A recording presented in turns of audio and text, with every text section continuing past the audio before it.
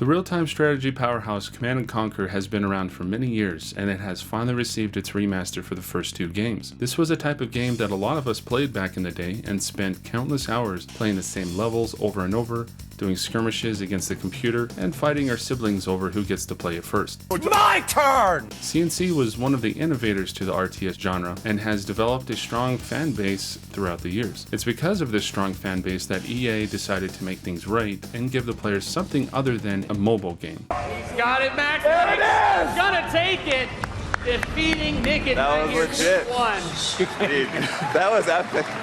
EA not only made things right, but they went above and beyond and hit us in the face with one of the best remasters ever and a slap in the face of nostalgia.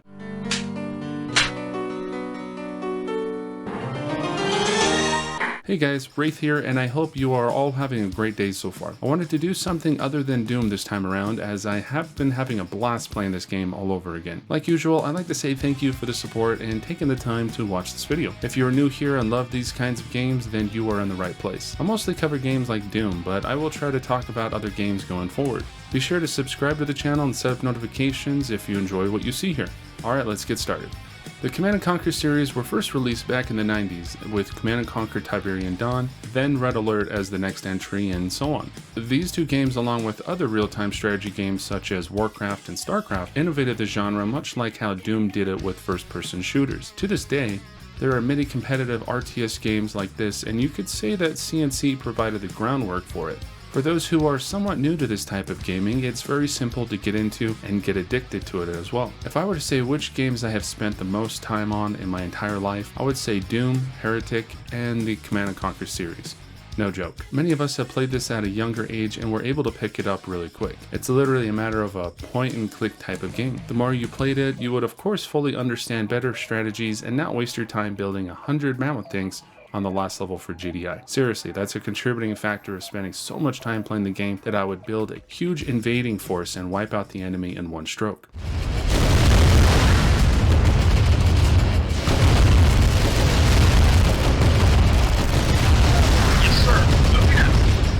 Obviously, there are many ways to play these kinds of games, and it's ultimately up to you how to finish the opposing team, whether that's in a skirmish with a computer, an online match, or within the campaign. The story of Command & Conquer is very simple to understand, yet has a large amount of lore. In a nutshell, you have 2 opposing factions in Command & Conquer Tiberian Dawn, such as the Global Defense Initiative, or GDI, and the Brotherhood of Nod. The GDI are mainly the good guys, who are a collective of a military force, much like the United Nations, who gives them funding, and are among the last line of defense against the forces of Nod. The Brotherhood of Nod are a terrorist organization and fanatics to their leader named only as Cain, who is seen throughout many titles of the Command & Conquer games. A huge part of the story is the use and control of Tiberium, a valuable and toxic mineral that came from outer space and landed in Italy before the conflict began. The mineral is useful for many applications, but Nod wants to use it in weapons of mass destruction. They basically worship it, as Cain believes it will grant the human race a new form of evolution. So you can see how the Brotherhood will stop at nothing to be in full control of the substance and use it how they see fit. The future installments of Command & Conquer games like Tiberian Sun and Command & Conquer 3 delve a lot more into the insanity of Cain's purpose. Anyway, the game lets you command either faction at the beginning of a new game, and in between levels there are often cutscenes that explain the next mission or give some kind of background on the whole situation. Red Alert has 2 factions to choose from as well, who are the Allies and the Soviets. In this timeline, Einstein used a time machine after World War II from a different timeline and came into this timeline where he eliminated Hitler before he could ever rise to power or cause World War II. Ich verstehe.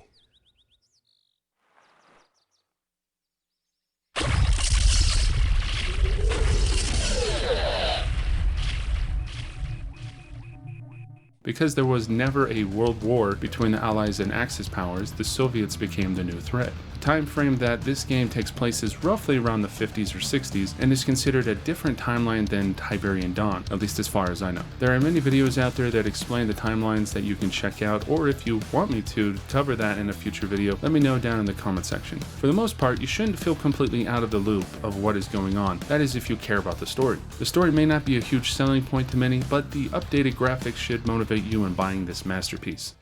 It's honestly been almost a decade since I've last played the original Command & Conquer and Red Alert, and these remastered graphics have blown me away.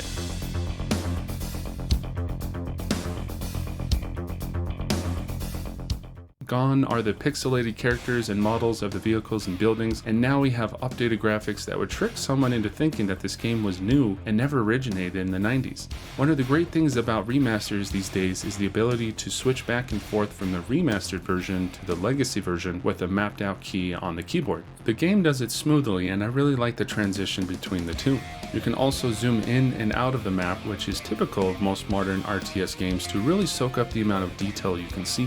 The game now supports resolutions up to 4K, and although I don't play this in the highest resolution, 1080p still is a huge change from the original. On top of that, you really don't need a high-end graphics card to be able to really enjoy the high frame rate, as my GPU being in the GTX 10 series, I am consistently getting over 200 FPS at 1080p. Obviously, if you're planning on playing online and have a need for the highest frame rate as possible, then pretty much anything in the RTX series will be more than enough. The companies involved in the remaster are EA, Petroglyph Games, Lemon Sky Studios, and some original members from the Westwood Studios. With this combined effort, the remaster was possible especially from listening to the community. These games were really fun growing up on, and my brother and I had a blast playing them. I played these games so much that when I played the remaster on the GDI campaign, I could remember all the tricks to each level and which levels to avoid. One huge bonus from these older games is that they often let you choose which level to play. What I mean by that is after you beat a level, you come across the map where it shows the progression of each faction. Then there is sometimes the choice to choose between either 2 or 3 levels. Sometimes they are the same objective, but the map is different from the other ones. Also, there can be a time where you have the choice to choose a mission that is completely different from the other choice. An example of this on the GDI campaign is where you have one mission to protect civilians from both Nod and the Tiberium infecting the area, which I could never beat when I was younger, or repair a destroyed base and wipe out the Nod presence from the area. Another example is a bit different, where you receive a briefing from Carter, who cuts in and out, and it's not very clear what you are supposed to do with the commando. If you destroy the airstrip, then you progress in the campaign. If you destroy any other building, then you replay that mission but are able to build a base and carry out the initial objective. Choices like this in older games seem so original, whereas even modern games oftentimes don't give you enough freedom in your choices. When I first got introduced into Command & Conquer, one of my older brothers had a CD that had a ton of demos from random games. This was a common thing back in the day for those who remember that. In the demo, if I remember correctly, it only had 3 levels in the GDI campaign: the first level, the commando level, and the level where you first get the orcas. When you are limited to a shareware or demo of some kind, you play the crap out of the game until you either eventually come across the full version of the game or move on to something else. That was how it was for years when I came across the shareware for Heretic, which only had the first episode to play. Playing the CNC demo, I learned the game really quick and found out how dumb the AI is in those games. On the level you get the orcas, you can block off the enemy with only sandbags anywhere, and of course in any level. Whether that's just a path or a bridge, the enemy will be blocked off. Red Alert of course changes that, where the vehicles are able to run over sandbags, fences, etc. So the developers must have figured that one out right away, but couldn't patch anything due to how games were released back then. Other than that, the levels are so fun to play, and you have the ability to change the difficulty and take your time with the level. As a kid, I didn't have the opportunity to play most of the expansion packs, but with the remaster, I can now experience them for the first time. This game is full of so many extras and features that I still can't believe are included in the game at no additional cost. One major part of the Command & Conquer series that set themselves apart from other RTS games was the music.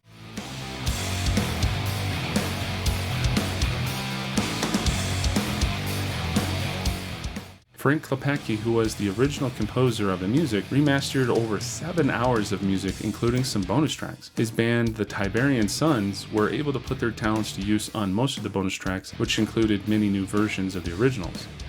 The originals were awesome to listen to and had a ton of rock influence, but with the remastered versions sound way better and more modern. Of course, there were still some songs that I always thought didn't really fit the style of the game well.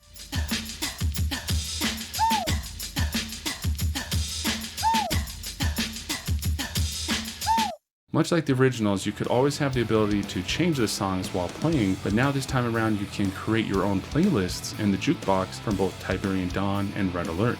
After playing the game for hours, you start to get those songs stuck in your mind, and I can't complain. On top of the music, there are other extras that were not present in the originals, such as skirmish mode for Tiberian Dawn, replays, observer mode, camera and zoom controls, which I've already mentioned, unit queuing, quick save support, bonus gallery, map editor, and mods. All of these really make a difference in the remaster, especially both the unit queuing and quick save support.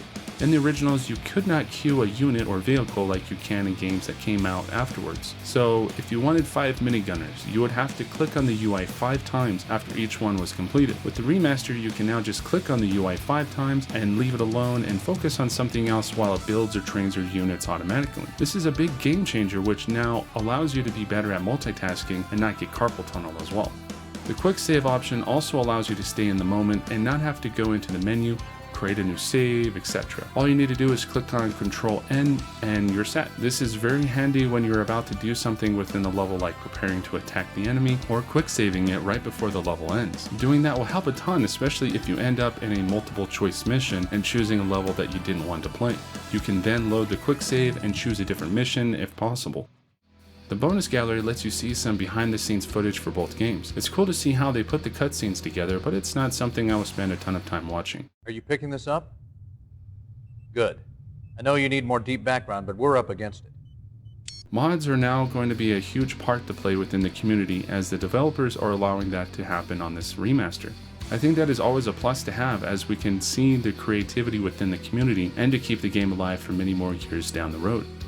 All in all, there is so much I could talk about for the Command & Conquer Remaster, but for now all I can say is that it has been awesome to get back into a game I spent so much time as a kid. So far there has been a lot of positive reviews everywhere within the community, and I hope that we will be able to get a Tiberian Sun or Red Alert 2 remaster sometime down the road. A lot of these games surely need the remaster treatment, since EA can't seem to make a new Command & Conquer game that the fans will enjoy. The fourth CNC wasn't the best, and in my opinion things went downhill around the time of the third game. For now, we have one of the best remasters out there, and I'm sure it will bring new and returning players to the franchise. What do you guys think about the remaster? Be sure to let me know down in the comment section, and let's get the conversation going. I hope you all enjoyed the video, and if so, please like, subscribe, and share this video so we can get it out there more. Also check out my social media accounts at RipNtear Gaming to see other things over there. You guys are all awesome, and until next time, don't forget to rip and tear. Peace.